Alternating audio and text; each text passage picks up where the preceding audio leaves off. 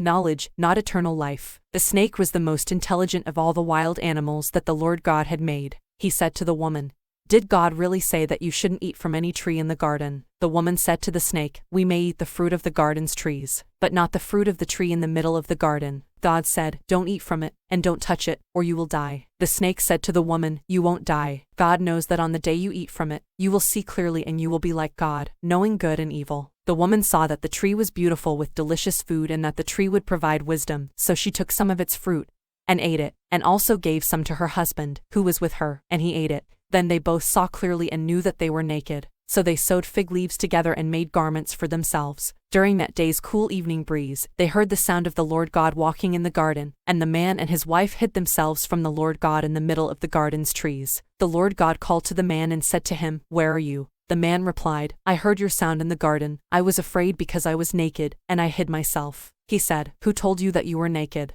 Did you eat from the tree, which I commanded you not to eat?" The man said, "The woman you gave me, she gave me some fruit from the tree, and I ate." The Lord God said to the woman, "What have you done?" And the woman said, "The snake tricked me, and I ate." The Lord God said to the snake, "Because you did this, you are the one cursed. Out of all the farm animals, out of all the wild animals, on your belly you will crawl, and dust you will eat, every day of your life. I will put contempt between you and the woman, between your offspring and hers. They will strike your head, but you will strike at their heels." To the woman he said, "I will make your pregnancy very painful. In pain you will bear children. You will desire your husband, but he will rule over you." To the man he said, "Because you listened to your wife's voice and you ate from the tree that I commanded, don't eat from it. Cursed is the fertile land because of you. In pain you will eat from it, every day of your life. Weeds and thistles will grow for you, even as you eat the field's plants. By the sweat of your face you will eat bread, until you return to the fertile land, since from it you were taken. You are soil, to the soil you will return." The man named his wife Eve because she is the mother of everyone who lives. The Lord God made the man and his wife leather clothes and dressed them. The Lord God said, "The human being has now become like one of us, knowing good and evil. Now, so he doesn't stretch out his hand and take also from the tree of life and eat and live forever." The Lord God sent him out of the Garden of Eden to farm the fertile land from which he was taken. He drove out the human to the east of the Garden of Eden.